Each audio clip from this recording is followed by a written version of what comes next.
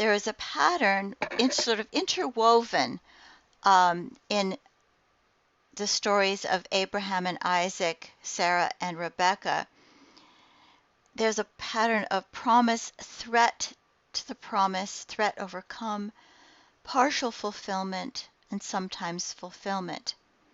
The promises have been made, but how will they be fulfilled? Abram and Sarai are childless, they are wanderers in the land, and there is the constant threat of strife with other inhabitants of the land.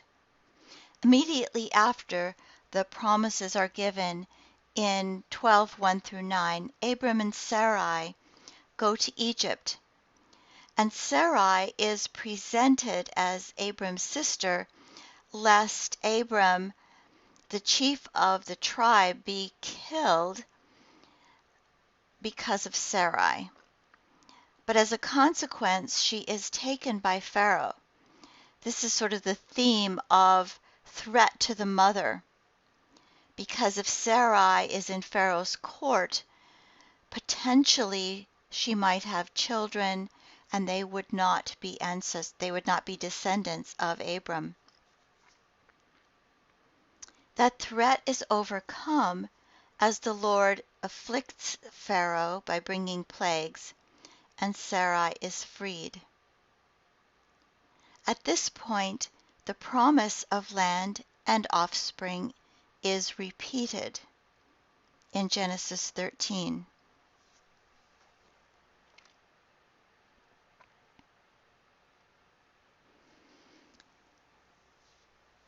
But just before that promise is reiterated, there is another threat, and that is the strife with Lot.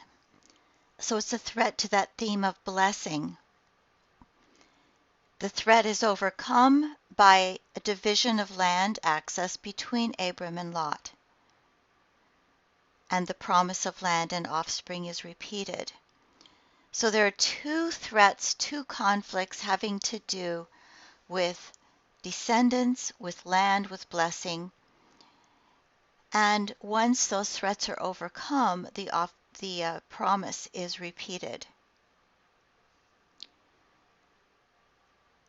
But immediately there is another threat as Lot is carried off by warring kings. Again, a threat to the blessing. The threat is overcome when Lot is rescued by Abram. And at that point there is a blessing of Abram by Melchizedek. So blessing is again spoken and brought back to the forefront. But in regard to descendants, Abram is childless, and his heir will be a servant, Eliezer. And at this point, a promise of land and offspring is repeated. Partial fulfillment comes with the birth of Ishmael. Ishmael is a descendant of Abram. It is not the one intended, but it is a partial fulfillment. It's also a complicating fulfillment. After the birth of Isaac, there is a specific promise made of the birth of Isaac, but a place is also given to Ishmael, and there is a promise of land and an added promise, that of God's presence. And there is partial fulfillment in the prediction of pregnancy for Sarah, and Abraham is a blessing to Lot and his family.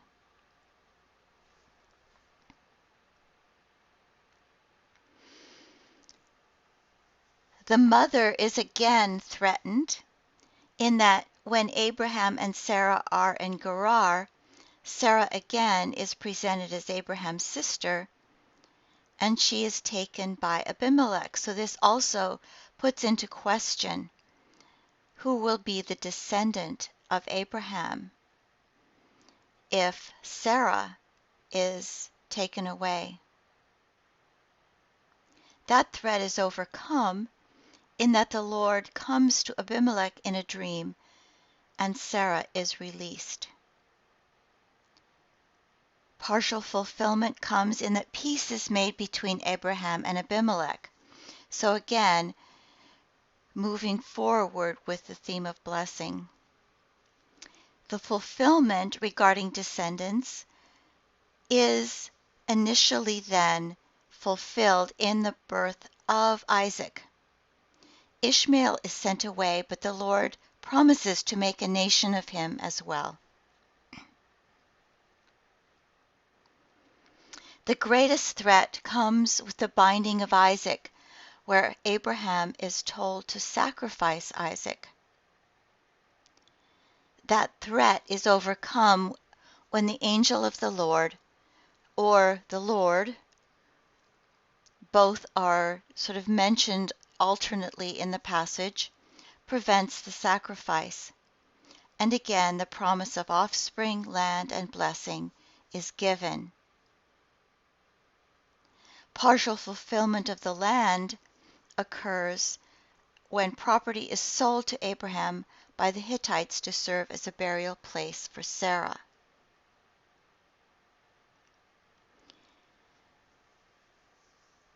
Then the story moves on to Isaac, and the promise continues. But Rebekah is barren, so you have another question. Will the promise be fulfilled? The threat is overcome as the Lord answers Isaac's prayer and Rebekah becomes pregnant. And there is again a fulfillment in the birth of Jacob and Esau. But then another threat arises, the strife between Jacob and Esau. That threat is not overcome till many, many, many chapters and many, many, many years later. But Isaac is again given the promise of land, descendants, and blessing.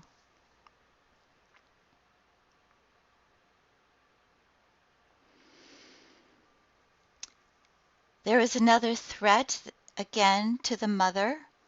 When Isaac and Rebekah are in Gerar, Rebekah is presented as Isaac's sister. This raises the possibility that Rebekah will be taken. However, this threat is averted when Abimelech finds out that Rebekah is Isaac's wife. A partial fulfillment regarding the land takes place as Isaac plants crops in Gerar, and so has increased use of the land. However, that again is threatened by a dispute with the Philistines over possession and wells, access to water. That threat is overcome as Isaac moves to another place. And again, the promise is reiterated. And there is partial fulfillment in that Isaac makes peace and is called a blessing. So throughout these chapters from 12 through 26, there is the constant question, will the promise be fulfilled? The promise of offspring is continually threatened, but by God's action begins to be fulfilled. In regard to land, at this point, only small moves are made in regard to the promise of the land. The ownership of a field and a tomb, and the ability to plant crops by Isaac. And again, the blessing, the idea that Abraham and his descendants will be a blessing to the nations, is also threatened by various kinds of strife, war, disagreement, alienation, and yet there are also actions which resolve those acts of strife, and peace is made with the inhabitants of the land.